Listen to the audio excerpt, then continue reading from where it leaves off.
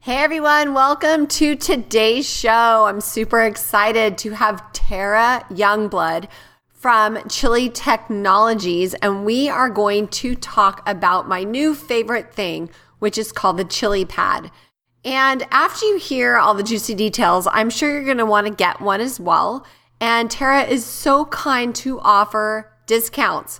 So 25% off of the ChiliPad using coupon code Tracy with all caps. Okay, so Tracy25, or her new version is called the Uller, and you can save 15% off of that at Tracy15. Okay, all caps. I will have links to that in the show notes, but don't forget because this is amazing. Tara Youngblood is a fusion scientist specializing in the science of sleep, and she's the co-founder of the ChiliPad, the secret weapon that past presidents, first ladies, and celebrities use to up their own sleep game to expert level. And we will blame absolutely anything for our poor sleep habits, but most of us don't even realize the one factor that changes everything, and that is temperature. I'm super excited for you to hear this conversation. Tara is lovely, and she will help all of us women in the hot years to sleep better and to age stronger. So let's go say hi to Tara. Hey everyone, welcome to another episode of Be Well, Be Keto, the show that highlights ordinary people achieving extraordinary results and changing their lives for the better with a ketogenic diet. You too can be healthier and live better by adopting this amazing lifestyle. If you are new to the show, new episodes go live every Wednesday for your encouragement and support. And all show notes can be found at bewellbeketo.com. Listen each week and add the show to your favorites on your best podcast app. And if you know any cool people that would like to share their story, please contact us at support@highenergygirl.com. And if you want to follow us on social media, which I highly recommend, you can either join our Facebook group called High Energy Girls, if you're a girl, or follow us on Instagram and YouTube at The High Energy Girl. Now let's get to this week's episode with your host, Tracy Gluhite. Yep, that's me. Give a woman a fish, feed her for a day. Teach a woman to fish, feed her for a lifetime. Teach a woman to fish, end world hunger. Have you ever wanted to help people improve their health journey? Have you thought about coaching people with a keto lifestyle? Would you like to become an integrative health coach? Well, the Institute for Integrative Nutrition, or IIN as we call it, is the largest nutrition school in the country. And in 2011, I graduated from their program and became a health coach. It was completely awesome. We learned over 100 different dietary theories and talk about craziness and confusion. My wish for you is that we can lock arms and create a tribe of health coaches all around the country, all around the world to spread the keto message. If this resonates with you and you would like to look into this option deeper, please go to my blog at highenergygirl.com and click on the link to the right of the homepage. Here you can grab the curriculum guide and see if it inspires you. Since I care so much about my listeners, I negotiated the very best tuition rate for you at IIN. Either you can contact them directly and give them my name, or I will introduce you to a counselor so you can decide if this is a good fit for you and your career goals. Let me know how I can support you in this coaching career opportunity. Hey Tara, thanks so much for coming on the show today.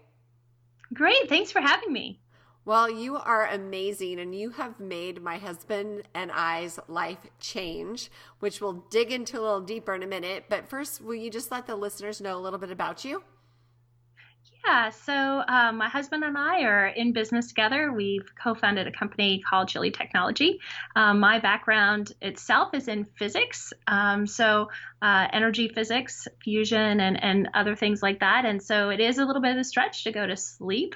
But as we invented this product, we found that sleep is something that really needs to get studied. It really needs to get studied for women. Remarkably, the percentage of sleep studies that have been done for women is so small, like less than 5%, because we're messy and complicated and we have periods and all those things that make it really hard to study sleep because our temperature changes throughout the month, so we don't get studied or looked at. And so my passion is really about bringing sleep to everybody and making it understood of how it works and how to get it better sleep. That is cool. And so what made you interested in that topic? Well, honestly, we came up with the ChiliPad, which is a temperature regulation for sleep, but we came up with that just as a market niche. We've brought other products to market. Todd's uncle invented the water bed, so we had sort of done different consulting projects for mattresses and other things. But when we came up with the idea, it was more the idea of couples in bed. We are different temperatures when we sleep, and Todd's really hot, and I always wanted to have a nice warm side, and he wanted it freezing cold. And so, like, oh, this would be great. It's when climate control for car seats came out.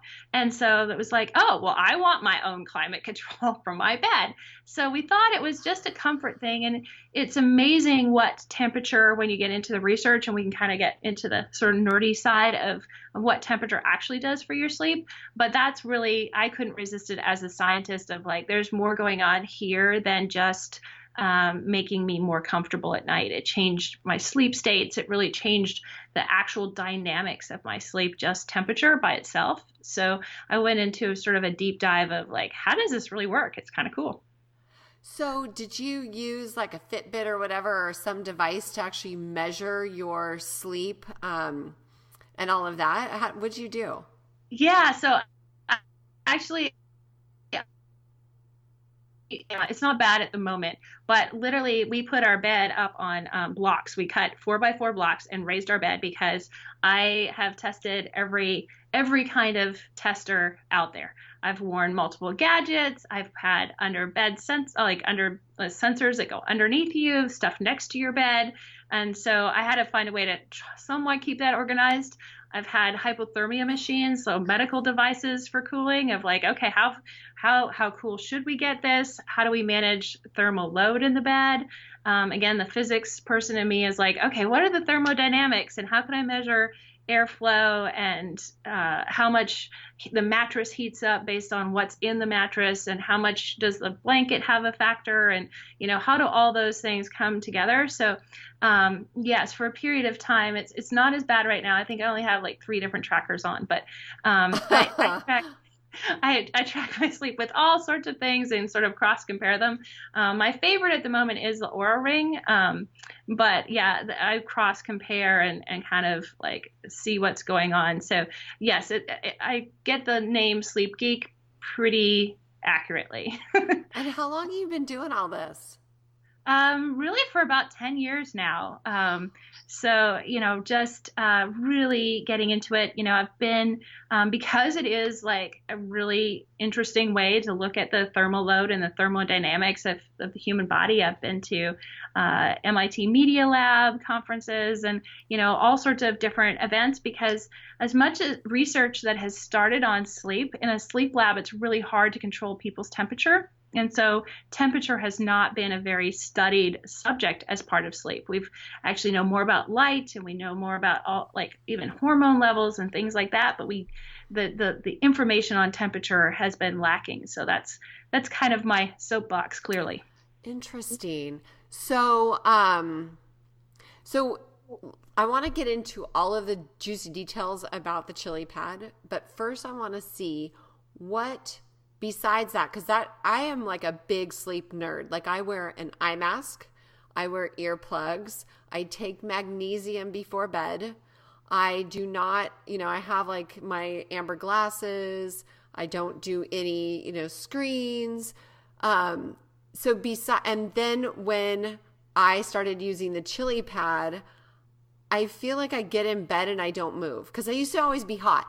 I had a fan on the ceiling and then a fan on the floor and I was blowing all this air. My husband was going crazy. He hated it. So when he would come to bed hours later, he would turn it all off and then I'd wake up, So I've always been curious about all that. So the ChiliPad though, it's perfect for us because I can do me, Yeah, temperature is really amazing. So there's lots of great studies for the super geeky people like me out there. Jerry Siegel out of UCLA did a hunter-gatherer study about temperature.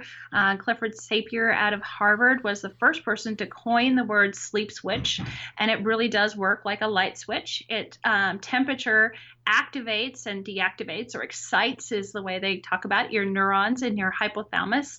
And your hypothalamus is the part of your brain that is unconscious. That's the oldest part of your brain. So if we go down, to the most simplest animals, they're going to have that sort of same metric of control of sleep. There's no thinking about this. Temperature is when the temperature change is registered in your body, that is your hypothalamus says, oh, awesome, I'll release melatonin and I'll start the sleep drive. Now, obviously it wants to be in the right window, and that's where the next part of the sort of matching is chronotype, which is not talked about enough. But your body has a circadian rhythm, which I think a lot of people may have heard that there's a rhythm or a body clock inside of you. And it is genetically driven. So if you are a morning person, yes, you are genetically predisposed to being a morning person. But like we know, there's also influence of factors. So if you spend your entire life being a morning person, but you're actually a night person, you can override that. But your genetics are going to indicate a certain thing. And that's there's a certain type of gene, PER, that sort of governs that. But anyway, so that tells you when you should be driving to sleep. So I'm a morning person. So somewhere around 9 o'clock, my sleep drive kicks in. So my body is saying, okay, you've been awake for this many hours. I'm now looking for a temperature change. I'm looking for something that's going to tell me it's time to sleep. And that's why your blockers for your light, because light affects a different type of neuron in the hypothalamus, but it works a very similar way. So if you have all your lights on and your lights aren't dimming like it goes outside, and your temperature's not dropping because you have constant temperature in your house and it's not dropping like it is outside, or it's not cooling down like your body wants to, that's going to also be an effect. You won't be able to flip that switch. So that's the first thing that temperature does. But your temperature, your core body temperature, drops in the middle of the night. So by 2 degrees. So if you imagine like your core inside of you really wants to drop 2 degrees.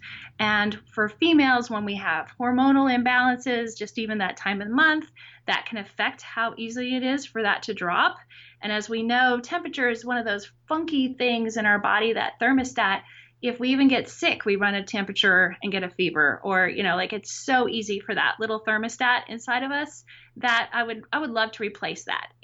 I'll have a conversation someday with the greater universe. Like, why is that so finicky? Can we make that a little bit more stable?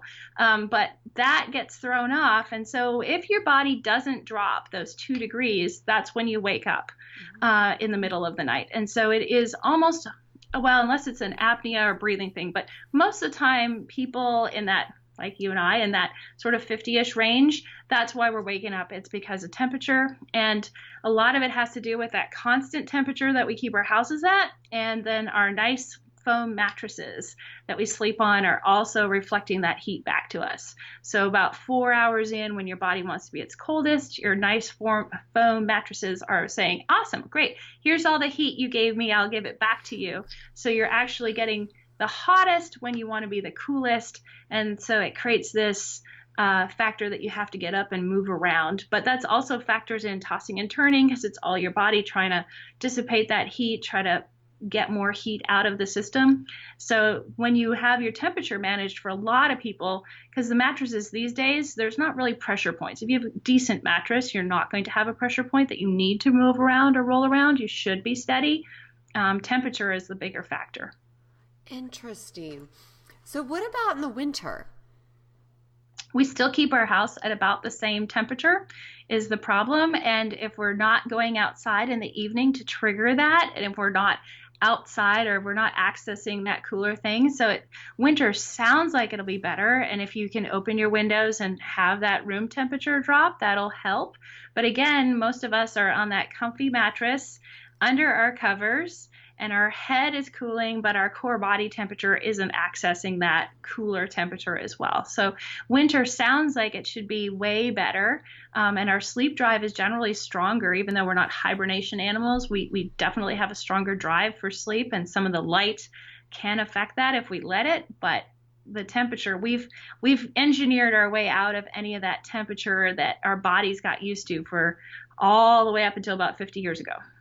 Wow, interesting.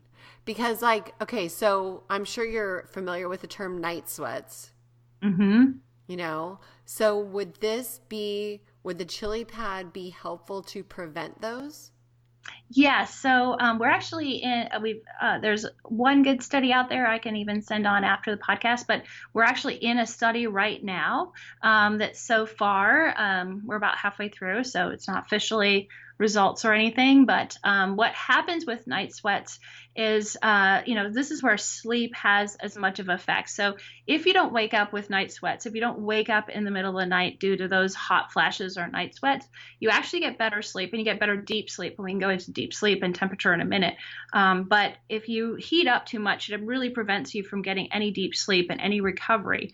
And so if you get good deep sleep because you're not waking up, you're not having night flashes, you actually have less during the day as well. So you won't get those same hot flashes. So you might not go to zero, but the numbers are about 50% less. So depending on what your metric is, because some people have much more severe symptoms than others, but whatever that metric is, it's somewhere in the 40 to 50% reduction. Wow. And it's just at that point, it's sleeping better. Yeah. Because sleep is pretty magical that way. Yeah, I love to sleep, and I'm a morning person. Like, I like to be in my bed by 9 o'clock. And then I heard, do you know Dr. Nasha Winters? Mm-hmm. So she was on my show, and she said the sweet spot, the magic hours of sleep are from 11 to 3. Mm-hmm. And what I find is a lot of women wake up during that time, which, would prohibit the repair and the hormone production that actually happens at that time, right?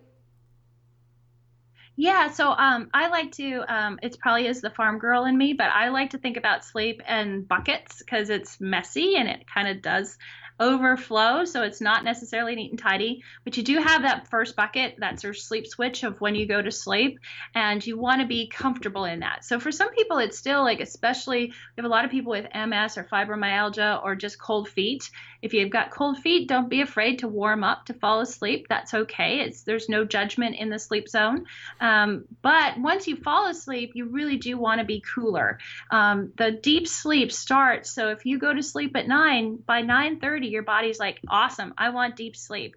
And so you want to be cool. That window does shift for different people. So 11 to 3, yes, if you're going to bed later, but when you go to sleep, you really want to get that deep sleep. If you put off sleep, you can lose that deep sleep window because it's really heavy in the first part of the night. And again, if you picture that temperature, it is cascading down that valley until the middle of the night. So that's 4 hours for when you fall asleep. It wants to be coolest.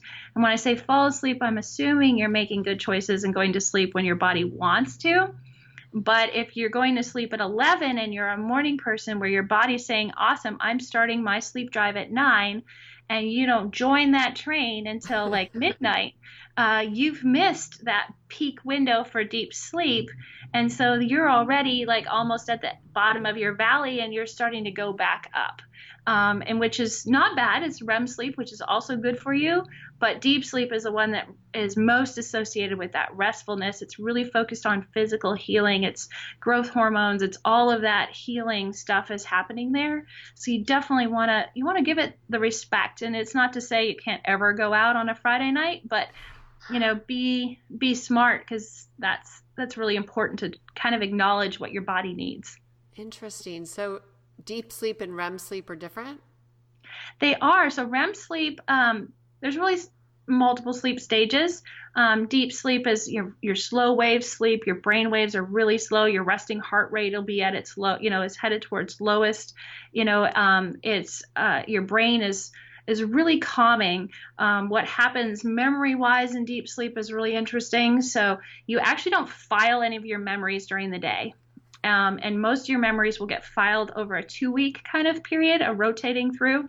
So what happened during the day sits in a holding pattern in that same hypothalamus, and it sits on your desk. So if you picture, you kept piling all your memories on your desk, and then over 2 weeks, they get sorted. If you never get deep sleep, and I think, there's a lot of research coming out about Alzheimer's and deep sleep, dementia, memory, cognitive loss as we age, deep sleep, we drop it as we age naturally. Temperature is the only hack I have come across that actually hacks that deep sleep as we age and still allows someone even in their 80s to still get deep sleep, because naturally all the evidence says it would be gone. They won't get any.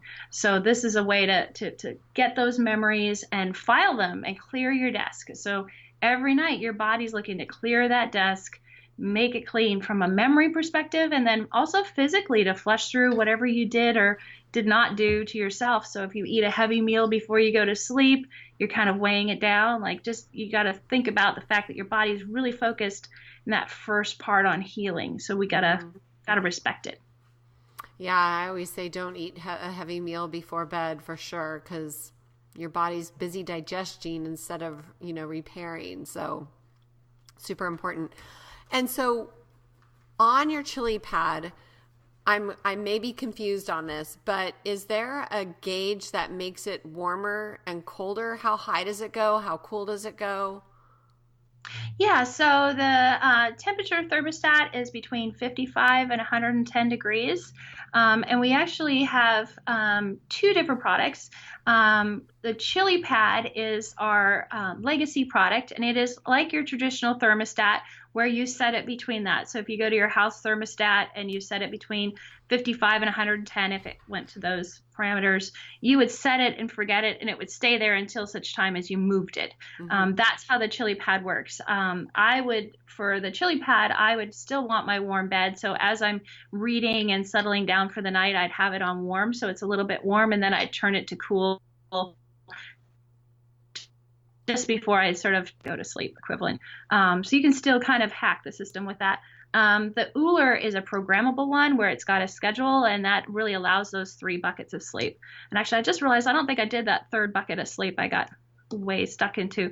But REM sleep at the 3rd bucket wants to be warmer as your body comes out, just like the earth is warming up. So that's where REM sleep is slightly warmer than where you were. And so some people actually wake up cold in the morning if it's too cold.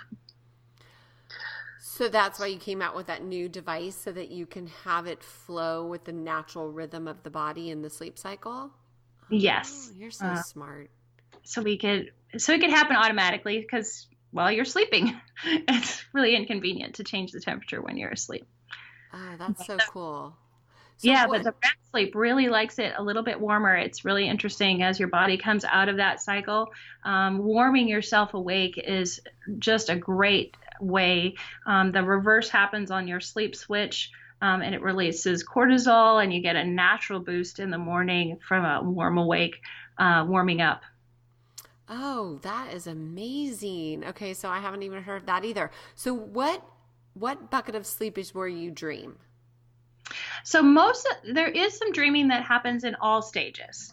And most of what happens in deep sleep is going to be that functional shuffling of deciding whether or not those memories. So most of the deep sleep, and it's hard to measure that when they do dream stuff, they're making some, and it goes back to sort of the MIT Media Lab. They are doing amazing things with visualization and being able to see what's happening as people are dreaming and what they're dreaming about. They're making crazy sci-fi-ish kind of progress on some of that. But REM sleep is really a big focus on dreaming. That's most of the time. Like if you wake up and remember a dream, it's from that REM sleep. It's highly emotionally charged. Usually it's going to be those memories that help us work out. Maybe our spouse said something that we didn't like, but it wasn't horrible, or we're going to work that out. That REM sleep is going to be when a lot of that happens, when we're sort of almost like our brain waves look like they're awake. So we're going to process that. Oh, interesting. So there's a couple other things I want to ask you about, just because I love learning. So tell our listeners why sleep is so important, because I find that so many type A women, which is usually who I'm working with, they tend to be in busy land, right? And they just want to get one more thing done and do one more thing. And, they just don't allow themselves, like you said earlier, like if your body wants to go to sleep at 9, but you are staying up and you're fighting against that and going to 11, why do they need to start listening and getting more sleep? So that is absolutely my soapbox. I actually have goosebumps because I just wrote a book really for this message. And I am absolutely guilty about it. Even if it's one more load of laundry, it's cleaning the counter for a little bit more. It is amazing what you can fill up those last 2 hours to procrastinate going to sleep with. It's insane that you are sure you have to do. But I have a really great testimonial. The person has become a friend of mine. I actually met her last January. She had not slept through the night. She had a disorder with her circadian rhythm where after the birth of her second child, so she wasn't even menopausal, but she'd wake up in severe night sweats. And every single night. She hadn't slept through the night in 10 years. So, just miserable sleep-wise. But she was a successful woman. She was a salesperson. She traveled. She had kids. She did her life. But she wasn't sleeping. So honestly, she used the ChiliPad and was like, oh my gosh, this is amazing. This sleep thing is really phenomenal. And what the research has shown, not just through this experience or other ones, is that when we don't sleep well, when we don't feel like we're successful at something, we don't give it the time that we think we should. So part of the first part of the message is that if you think you can be successful at something, you'll give it the time you need to be successable at it. I think there's a lot of mixed messages about that 8 hours, and that's sort of a separate little side thing to talk about whether you need 8 or not. The most important part from the research I've done is actually that critical first part of your night to make the time, get really good sleep when your body wants it, when your circadian rhythm, when your body says, shut down, do that. To respect that is the best sleep. It's the most productive sleep. It's the best quality of sleep. And what it does, so go back to my example of Susan, is after 6 months of sleeping, she had gone to bed after the late show. So her and her husband, because she wasn't great at sleep, she would, be up 12, 1 o'clock, and she would just sort of survive. Her morning looked like, she is a morning person, but she would wake up and she'd work out, but it was like, several cups of coffee, and, it's a 45-minute process to kind of get herself, and then she'd work at getting her kids out the door. 6 months after being successful at sleep, the change is she goes to bed at 9 o'clock because she's successful. She knows her recipe. She knows what she needs to do. She wakes up in the morning on time without an alarm, and she's done stuff before the kids are even out the door. She's now that mom versus the mom of she still does whatever she needs to as a mom, but she's organized. Even her kids are like, well, what is up with you? You're doing stuff, instead of, she may still have her morning TV show on, but instead of sitting there and nursing that cup of coffee, trying to get up the courage to kind of keep going, she's done stuff. She's moving. She's listening to it while she goes. And it's a superpower that we need as women. So if you time your sleep right, if you do it when you're supposed to do it, when it's right for you, what it releases is actually more time because you're more productive. Your brain is on fire versus feeling foggy and overwhelmed. If you're a morning person, your best cognitive time is between 10 and noon based on that circadian rhythm. If you've gotten sleep, you can nail stuff in that time zone when you're sleeping that you couldn't otherwise. You could be super creative in the afternoon because you're respecting that body clock. And so I really feel like the best message is you don't have to give anything up. You don't have to not do that. You just pick your times, time management to the extreme, and you're just managing your personal self. Yeah, that's important because everybody's like, I always say we're bio-individual. And so what one person can thrive on, another person cannot, so it's just different things. But I like what you said about everybody has their own personal clock. But isn't there also more physical benefits of sleeping, such as like growth hormone production? Yeah, it's the ultimate anti-aging, anti-chronic pain, autoimmune defense, cancer defense. Your mortality rate goes up if you don't sleep. It is attached to everything. We're so focused, and there's nothing wrong with diet and exercise. They are super important, but I feel like they should be three, not two things that we really focus our health energy on, and diet, exercise, and sleep, because they form this symbiotic relationship that you can't be as successful at one without the other. Most diets, if you're not sleeping, if you're sleep deprived, you're going to eat an extra 450 calories, and you're going to be driven towards the carbs. Your willpower as far as carbs and all that is so much harder to beat when you're tired. It is phenomenal to your success at starting a mission to be sleeping well, to put that as part of your metric. You're going to start a new diet. Sleep really well first. Sleep and give it everything you can cognitively and your willpower.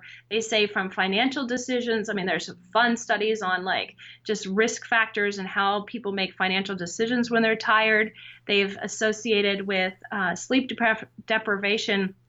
After 17 hours of sleep deprivation, where you haven't slept for 17 hours, your body is starting to be equivalent of 2 drinks in.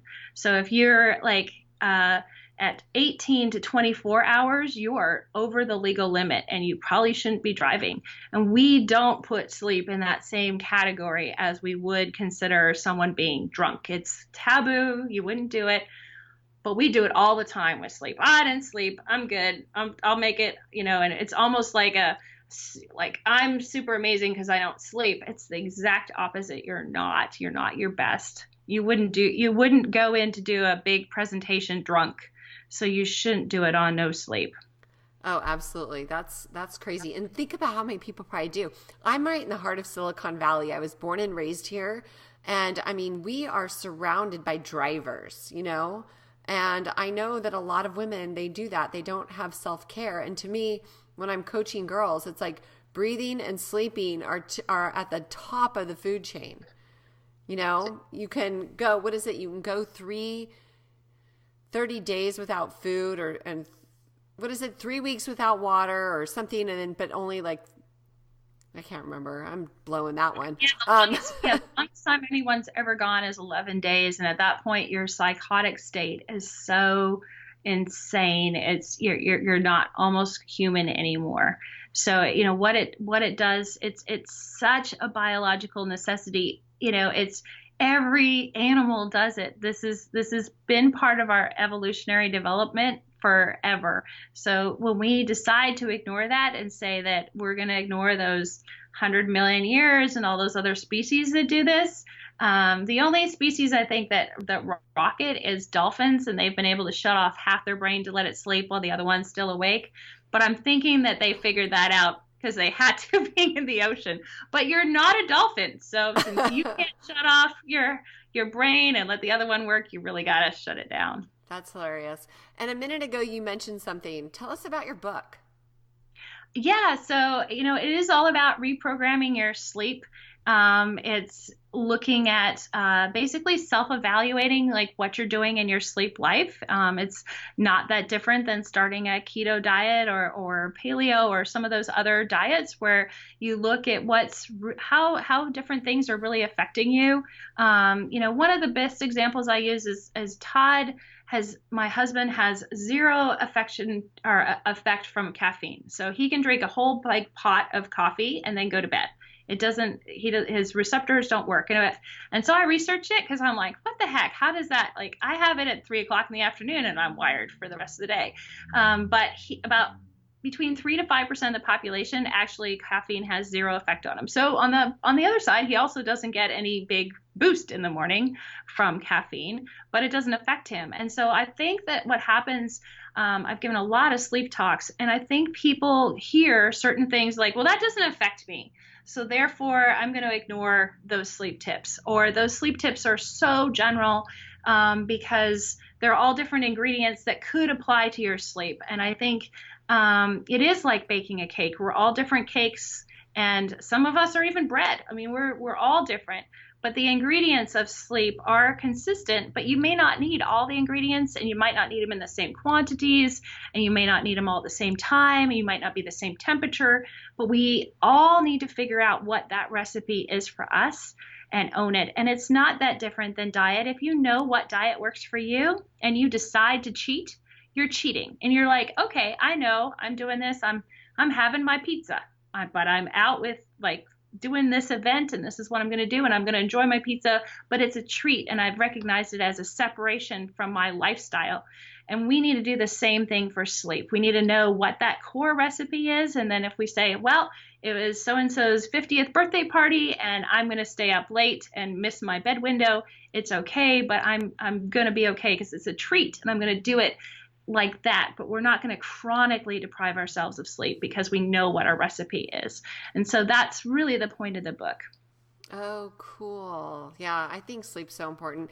I mean, I get really kind of grumpy when my husband, if we're out somewhere and he's like staying too long. You know, he's the one that he's a night owl and he'll stay too long. And I'm horrible. You know what I've done when we have family over here, Tara? I've just done an Irish exit or Irish goodbye where they're all hanging out and I just go to bed, even with a house full of people. Yeah, I've done the same thing, and it is hard. I feel like entertaining is the worst for that because you get yourself prepared and you're actually getting less sleep going into it because you're like trying to do all the things. Because for me, when we have a big reunion every summer, and that's like the excuse to do the honey-do list and all the things that I've been putting off. Like, oh, all right, I gotta get that done. So I do all of those things, and then they get there. I'm like, I can't miss my bed window. I'm like, I won't make it tomorrow. So yeah, you have to sometimes just say, this is me. I'll see you between these hours.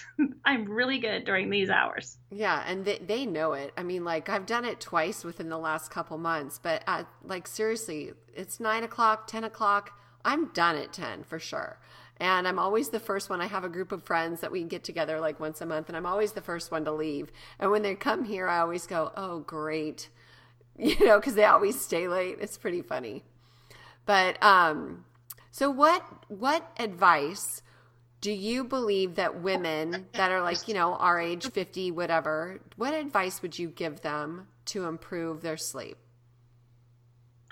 So, you know, I think that all the things you've had on your show, looking at your list of podcasts, you know, the mindfulness, the intention, you know, all of those great bedtime routines of, you know, less light, less blue light for sure, you know, all of those tips work. But you know, the best tip is, you know yourself, you know what'll work. I guarantee you can find a meditation or a peacefulness. One of my favorite ones, because it's so idiot proof, because I need to be idiot proof for meditation, is yoga nidra, because it's, you know, you can play one on Amazon. Actually, nidra in Hindi is actually sleep. So you can, it's just very simple, and you can come up, you know, make up your own little routine about it. It is literally very like it can be 5 minutes, 10 minutes. It's very mellow. It's one of my favorites. It's a video? Well, you can get videos. Multiple people will do it. Anyone that's a yoga practitioner will talk about it, but it walks you through. So, you know, like most stages of a yoga class, you're going to have sort of your introduction, and most of that is you're tensing your muscles and relaxing them, and you're doing breathing in, and then you're again longer breathing out than breathing in. You know, very normal stuff. And it just walks you through that process. So if you've done it once or twice, it's simple enough. But, you know, you just lay there in bed, flat on your back, and kind of work through that. And as you think about your breathing and clenching and relaxing your muscles, usually within 10, 15 minutes, then you start to relax. But I think you know, the important thing is to find your habits that you like and what works for you, because sleep is so habit based. I mean, we learn to sleep as children, and a lot of those habits of like, that's where weighted blankets and some of those things come in. Like, find what feels good to fall asleep, what relaxes you, because stress is not something you want to bring to bed with you. You want to find some way to get that out of your system or relax as much as you can when you go into that sleep state. So whatever your habits are, if a tea relaxes you, great. If it stresses you out to go try to figure out what kind of tea to have, don't worry about tea. It's not about the tea. It's about, you know, getting yourself set up for sleep. I lay out like I do take magnesium, but I lay it all out. So it's all easy. So when I'm tired and I'm not sure I want to do all my habits, because I'm like, oh, I'll just climb into bed, it's not worth it.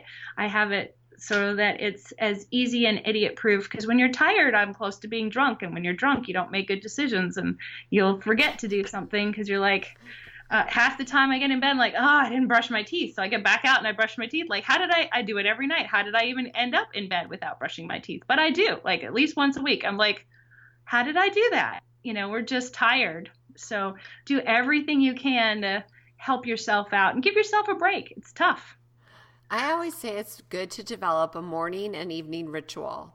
Mm-hmm. Like my morning ritual is down. I've got it. It's solid. It's great. My evening one tends to be all wonky, but yesterday was my birthday. And so Happy birthday. well, thank you. And I always like to say, okay, what did I do really well this last year? What do I need to work on? And one thing that I wrote down is my evening routine. So have you heard of a reverse alarm? Mm-hmm. So I'm going to do a reverse alarm where I go down to the bedroom and I start prepping for sleep time with, I'm a yoga instructor, but doing my own yoga practice, also some foam rolling, just not long, but enough because I do a lot of weightlifting. And no more Netflix. It's going to be all about reading for my book club. That's it. No reading business books, no reading health books, just all book club, so that my brain's not thinking. No, I love Netflix, but I'll tell you, I don't think there's anything worse for sleep in the whole entire world than Netflix. I was telling someone the other night, like that short little window between episodes, like you're like, I'll just watch one episode, and then suddenly there's 5 seconds, and like you look down and you're like, oh, you're in the next episode, and like it sucks you in. It's terrible stuff. It totally sucks you in. And think about this: if you're reading a book and your eyes get tired, do you ever just read with one eye open? No, but you'll watch Netflix that way, right? Like you'll go, oh, just a little bit more. Oh, but not with a book. No, and it actually affects your brain waves and your brain differently when you read. And when you physically read a book, like it's even different on a Kindle. Like the book that I read before bed, I'll read on my Kindle, like on my phone as I'm, flying around or whatever, or at the doctor's office. It's super handy to do it. But if you can physically read a book, that your body reacts differently when you do that. Like you just said, you can't ignore the cues. You're in the space. Your imagination, what's activated and deactivated in your brain is completely different. Watching Netflix, a lot of your sleep trackers can actually be fooled to think that your lack of movement is you're sleeping, because we kind of zone out and our brain actually disengages, and it's crazy. It feels good to do that, but it's not good for our brains before bed. Yeah, well, that's on my list of no more, because I get sucked into those series, but I really like happy, funny, good things. I'm not a drama. Like I don't like anything negative. Like Grace and Frankie, or Frankie and Grace. Have you seen that? Mm-hmm. That's it's fun. Humor. That's like what I like. So, it's a better way to go to bed, but still it's more about the book. So, when's your book coming out? The ebook will be available in January, and then the publisher hasn't given me an official date on the physical book yet. So it just went live on pre-order this last weekend. So in the next few weeks, I should hear back. And where can they find the link for that? They can find it on our website, but if you can just Google it on Amazon, and it's Reprogram Your Sleep. And if you look under Tara Youngblood, it'll be there. Oh, cool. And how can people find your ChiliPad? And I'm going to tell the listeners right now that my husband always has had a sleep disorder. I've always been a fairly good sleeper, but the whole hot thing has messed me up. So having a ChiliPad is just amazing. But even for me with the hot ears and all that stuff, his thing is it's ridiculous, the improvement that he has experienced. So I just want everyone to realize what a game changer the ChiliPad is. Yeah, so it's on chilitechnology.com. Feel free to Google it. We have just amazing testimonials. As I said, my friend Susan, but it is really amazing what temperature can do. It's not a complicated product. This is a temperature pad that goes on your bed and you set it and then you don't think about it. This is not willpower like a diet. And, a lot of people are like, well, it isn't cheap. Anytime you try to take energy out of a system, it's like air conditioners or refrigerators. We do it with thermoelectric devices, so they're quiet when you're sleeping. So there's an efficiency there, but it runs, from a California perspective, it runs on about 170 watts for the ChiliPad and 140 watts for the Uller. So, you figure the energy usage of cooling you for that third of the time that you're in that space of your day, instead of your whole house. There's tons of benefits there that we don't always even talk about because the sleep ones are so amazing that we don't really talk about the fact that this is really energy efficient. It was really used in Japan and the tsunami when it hit, because there wasn't air conditioning, there wasn't a way to cool people. And it's super energy efficient, so even on a generator, people could run it. So it's just an efficient way to adjust your body's temperature and manage it all night. So it is an investment, but you invest in your bed, you invest in other pieces of your life. Sleep is definitely worth the investment. Oh yeah, it'll make you more productive every day, which is it'll improve your health.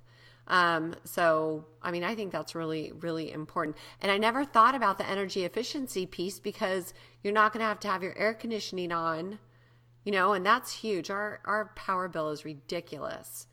So that's a really good point. Yeah, it's really a great way because you can run it. We have a backup generator, so even when we're out of power and we don't have an air conditioner at all, or I like it. We get seasons in North Carolina, so I like it like right now in the fall, where you can have the windows open, and I just use that for my temperature control at night because I don't need to mess with the big house stuff. Yeah, for sure.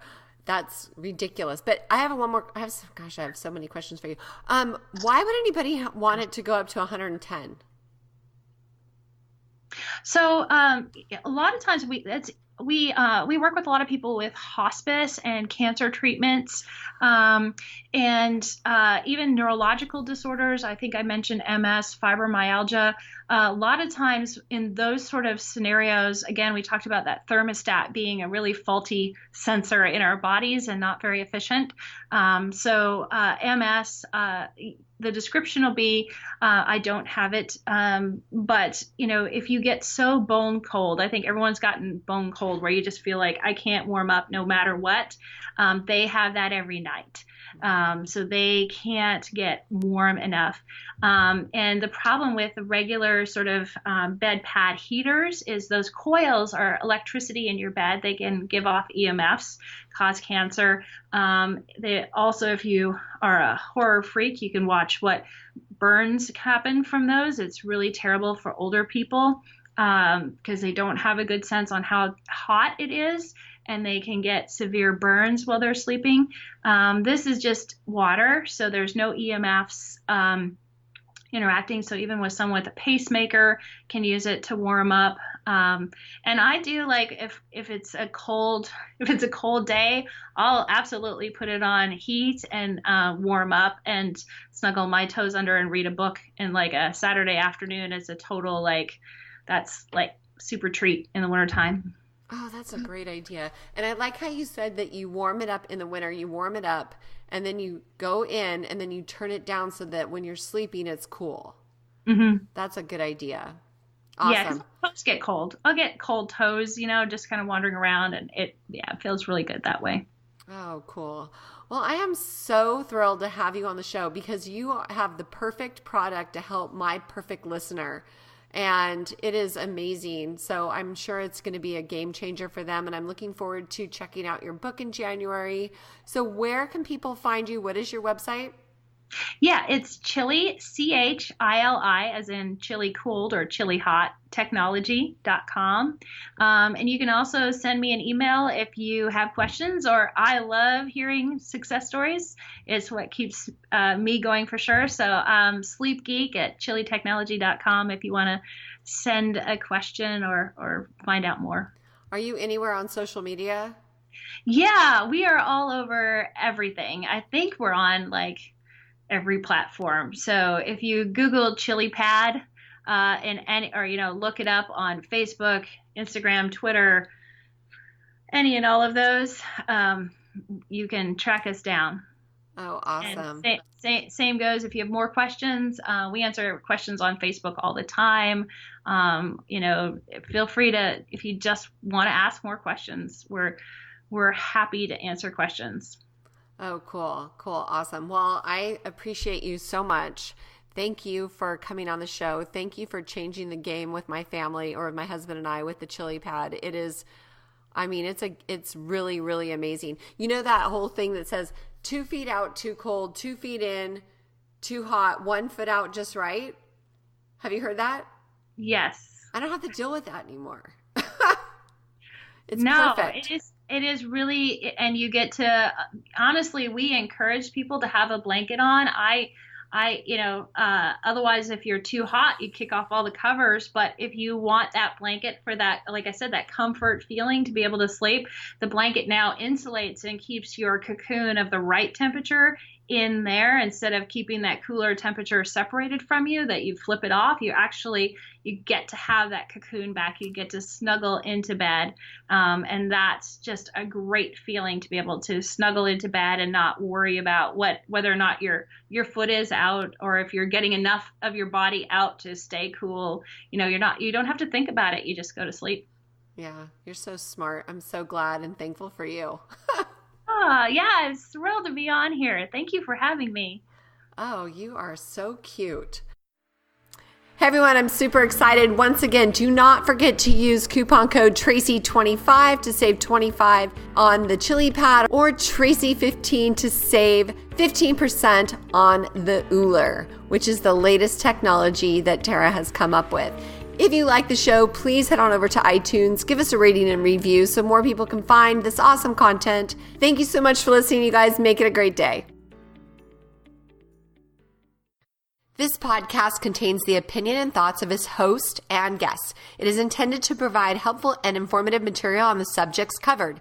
All statements made on the podcast have not been evaluated by the FDA and are not intended to diagnose, treat, cure, or prevent disease. If the listener requires professional assistance or advice, please contact your personal medical doctor. Both host and guest specifically disclaim any responsibility for any liability, loss, or risk, personal or otherwise, which is incurred as a consequence directly or indirectly of the use and application of any of the contents of these episodes. Like I said, this is my opinion and I could be wrong.